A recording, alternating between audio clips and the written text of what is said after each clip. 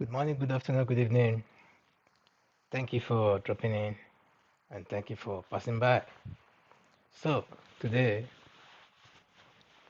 is a very good day, I would say, because no matter the odds of what has been in Nigeria, especially as far as the political terrain is concerned, like the whole dust are still hanging in the air as to how the election was ranked or rigged or won and lost.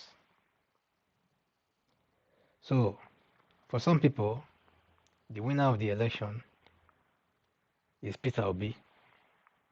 I mean the presidential election. For some others, like INEC, for example, the winner is Tinubu or Bola Tinubu.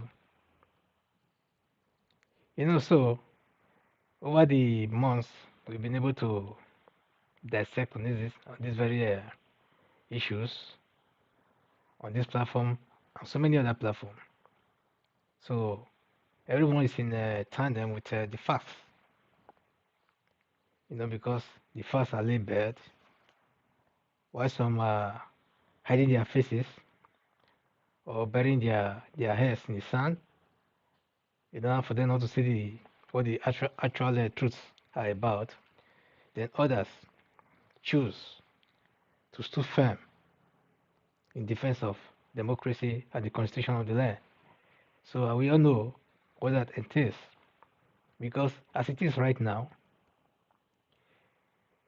the man that is just about to be sworn in today to be Nigerian to become the Nigeria president after Buhari exit will be Tinubu, which is strictly against the constitution.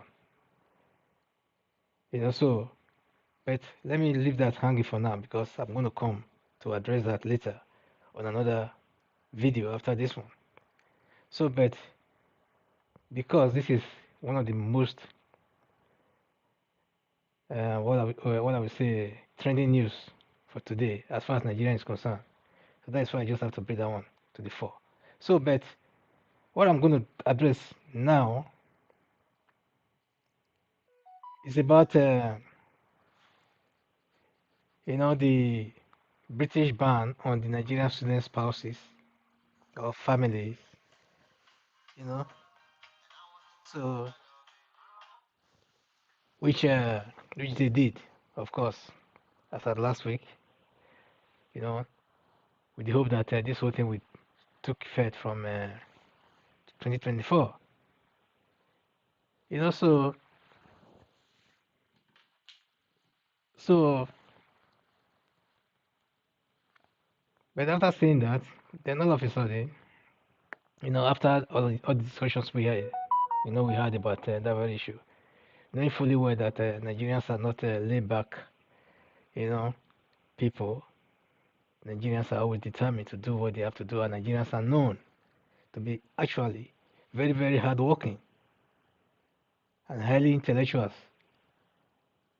So they know that. So the only thing that they can do is sometimes to try to slow you down, then to make you to feel they use that complex issue sometimes to want to attack you. Either they use it in a form of manipulation through the economic aspect or social.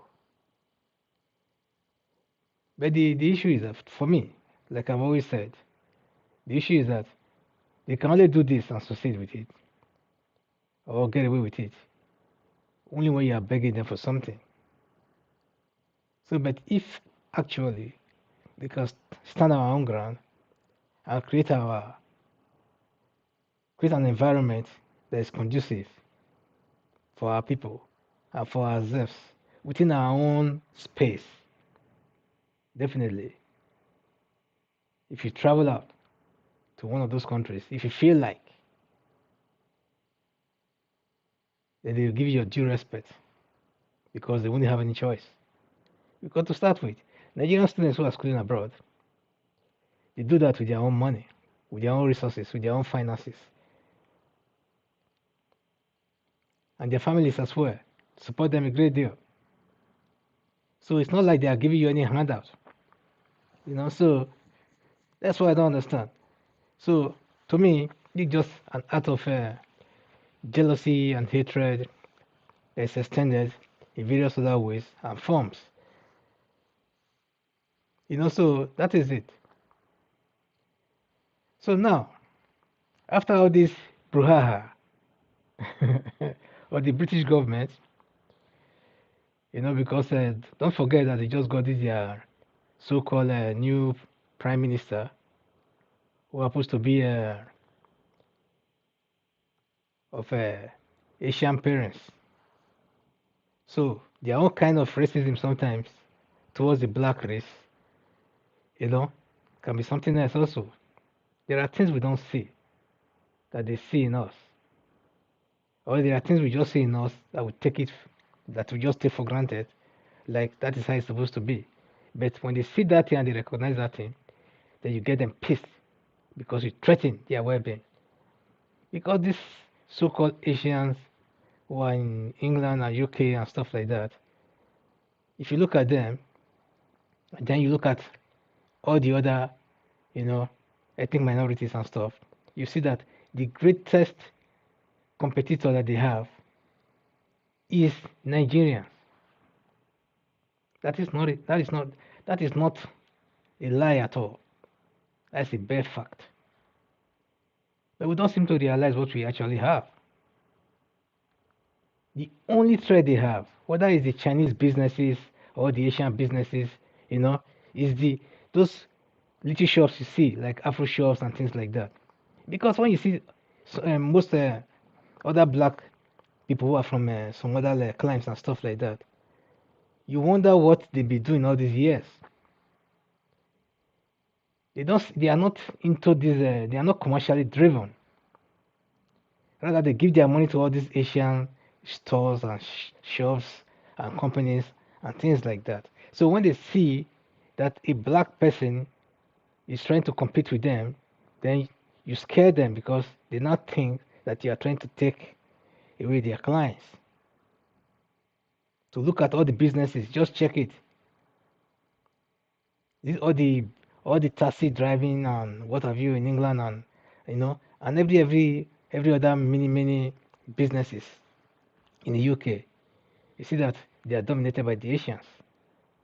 Then the only people that rival them, apart from, when I say Asians, I mean Chinese and Indians, all kinds of Indians, whether Indian Caribbean or Indian, what have you.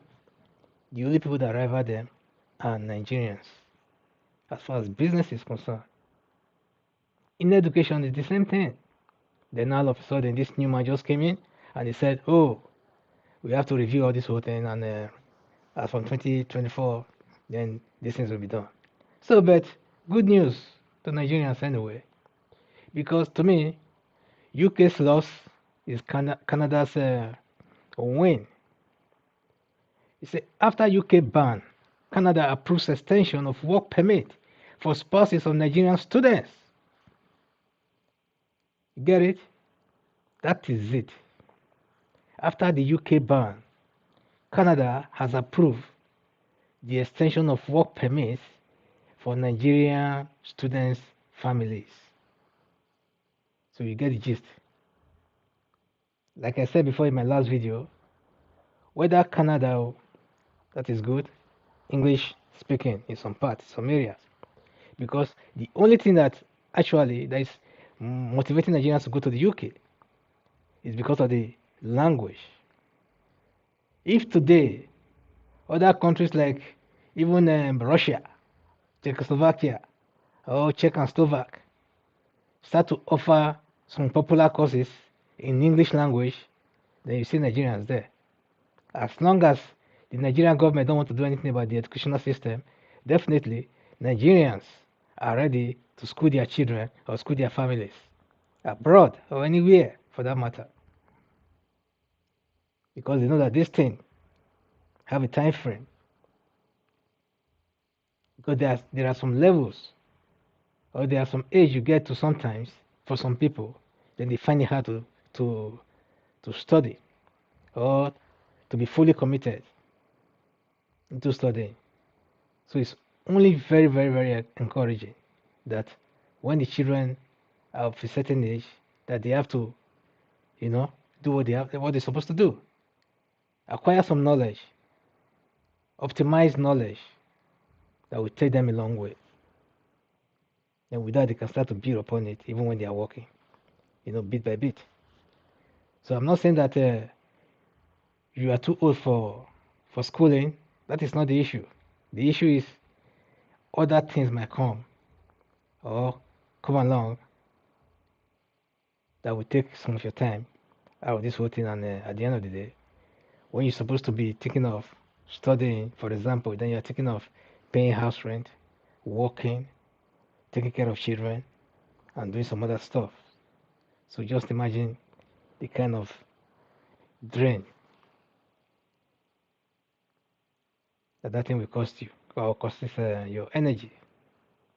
So that is the issue.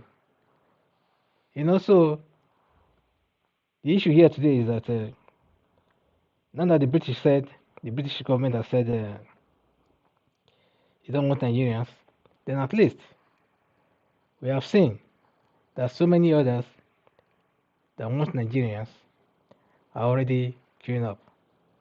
Maybe countries like Australia and some other countries, etc., will be coming up. So, but I'm not trying to say that that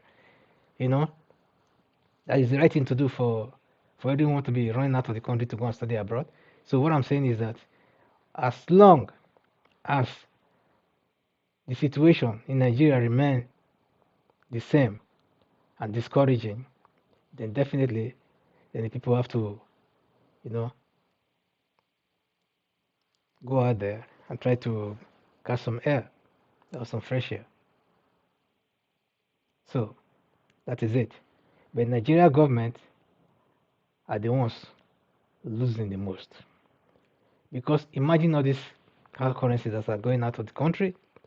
If this hard currency have to stay in Nigeria, what it will actually, the enhancement that it will bring to the economy on its own.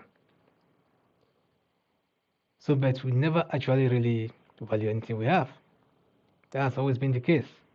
Bad leadership has always been the case in Nigeria.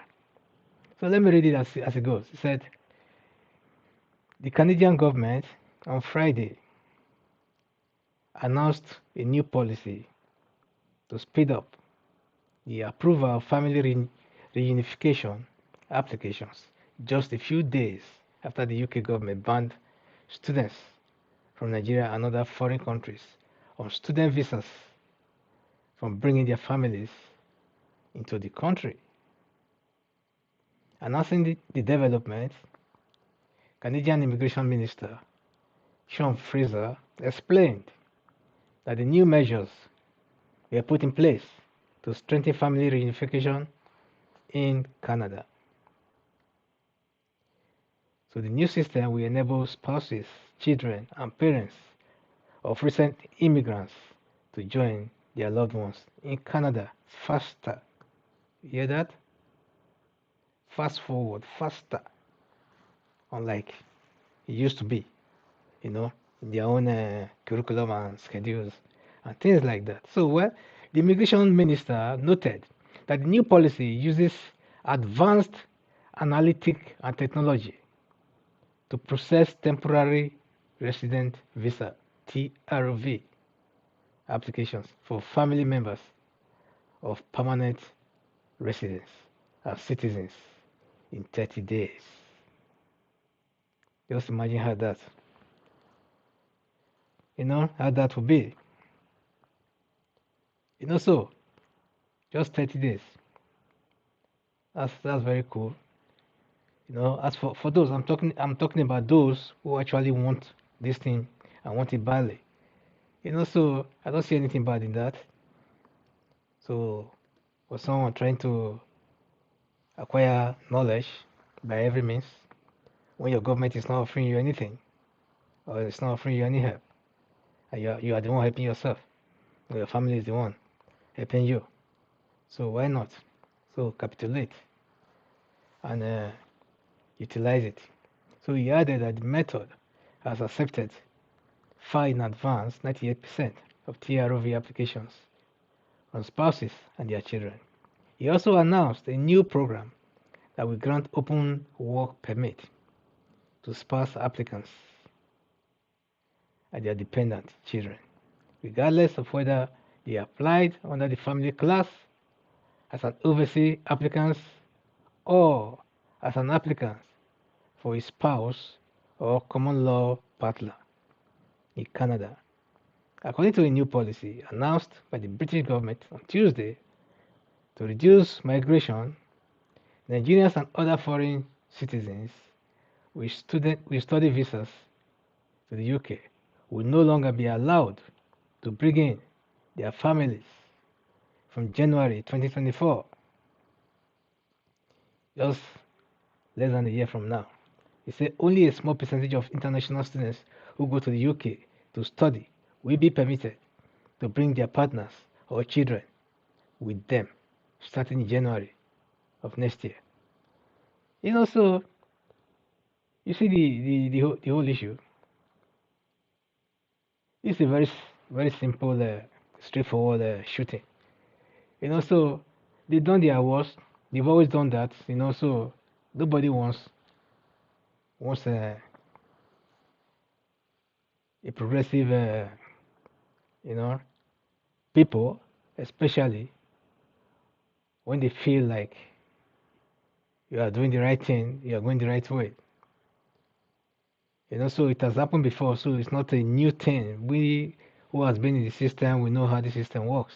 Sometimes we don't know everything because we've seen it with our eyes. And we start to wonder why is all this happening? So you analyze and then you get the gist. The kind of there's a class of the black people or Africans that they would like to have among them. And there's another class that they will want to frustrate by every means. If they see that thing in you, then they want to frustrate you. If they have a way to take life out of you, they do it without thinking back. Yes, and that's a fact. If they see that thing, they see it in you, that bright light in you, they want to dim it by every means. So, but there are some traits they will see in you that they actually admire because they want to keep you that way.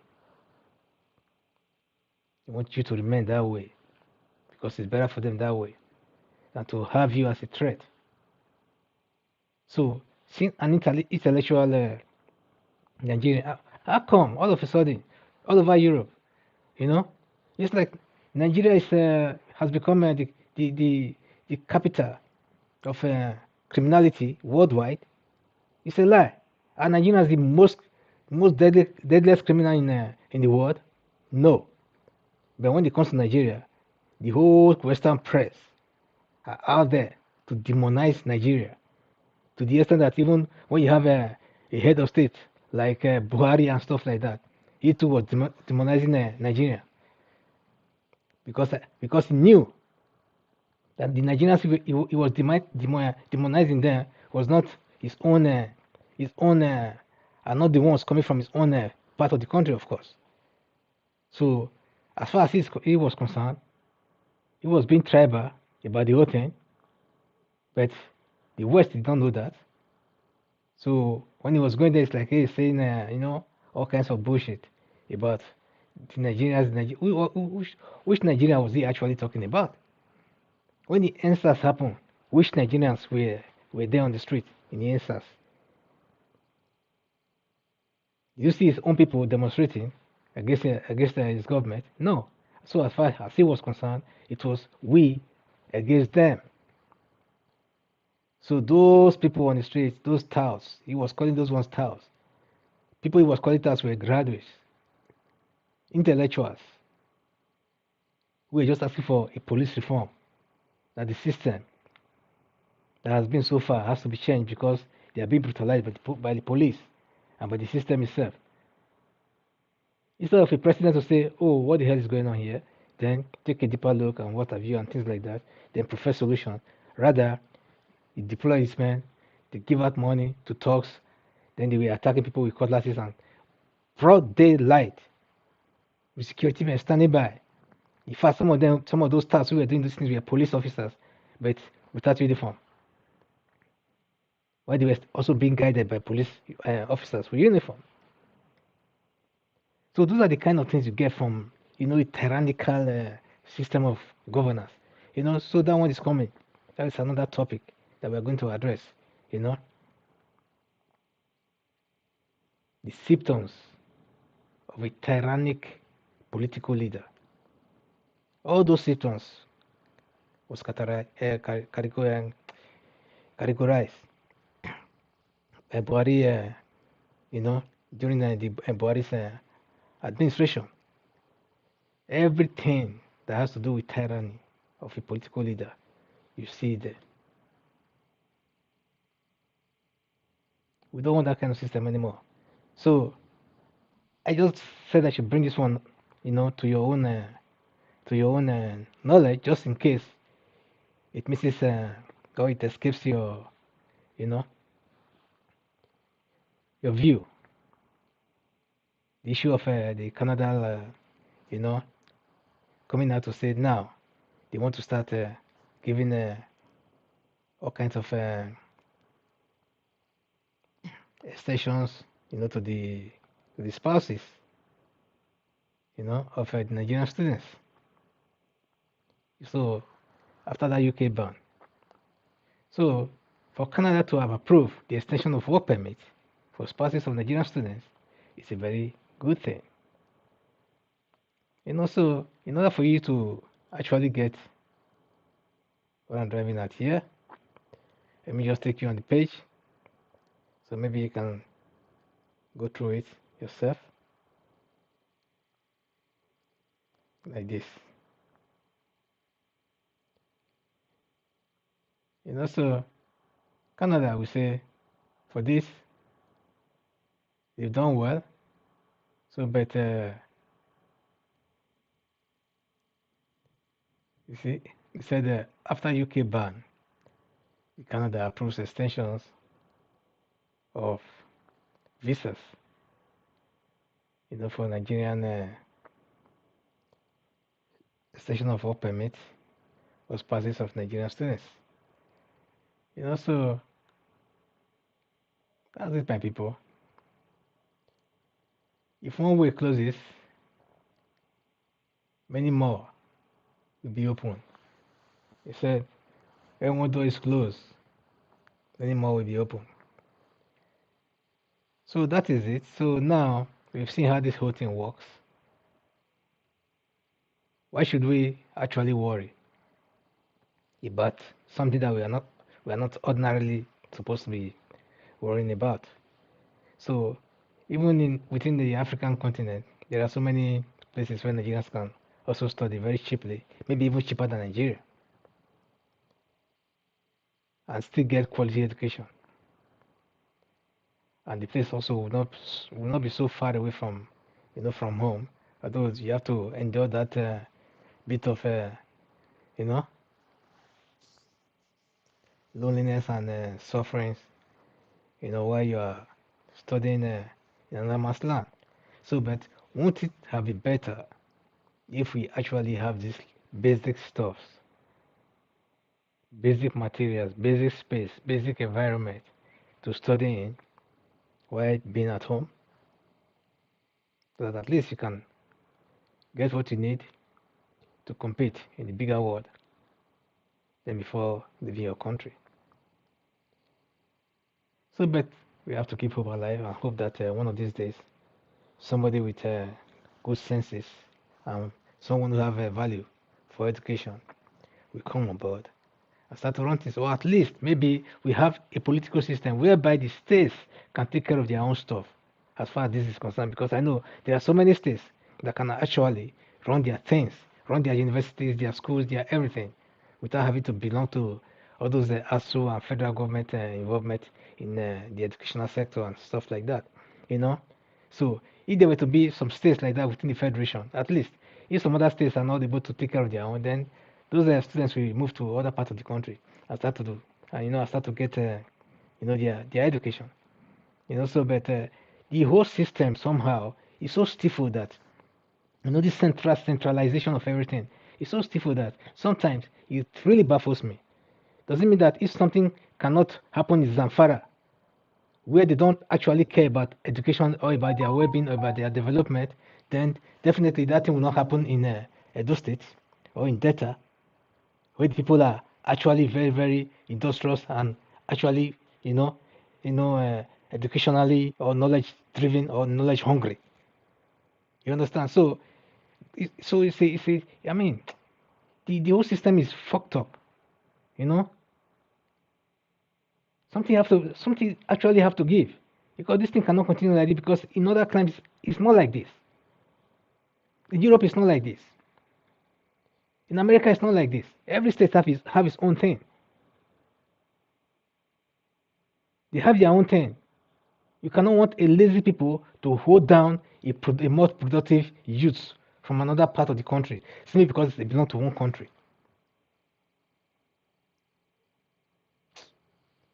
Let's let's do something else. So that is just I just want to talk about this Canadian what have you, and I'm going to go to another live right now, on politics. So let me leave you know politics for politics. So I'll see you there in politics. Welcome to Nigeria Matters. Welcome to Nigeria Matters, and I thank you for coming by. Please give us a thumbs up, share our videos, and like our videos. Please drop your comment because we need it. Because by dropping your comment, you are actually, boosting our profile, and at the end of the day, more people will be able to, by sharing, by dropping comments and stuff like that, more people will be able to, come across these videos. So, and please, if you've not subscribed before, please do, and help us to grow. Help us to grow this channel. It's only you that can help us to grow. 1 plus 1 plus 1 plus 1 times whatever. Before you know it, we'll be up there doing something. So we'll be productive for the community, for our society, especially for the community that we represent. So because everybody comes from a community, so we represent a community no matter what, whether small or big. So, but you can make us bigger than we actually are, and you can make us, make our voice louder than that the voice actually is right now.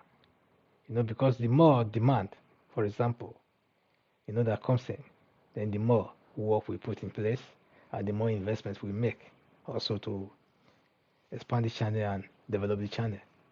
So please help us to grow, subscribe to our channel, drop your comment, give us a thumbs up, and press the notification bell so that as soon as we get any new video, you'll be the first to get it. So thank you very much. God bless you. I'll see you soon.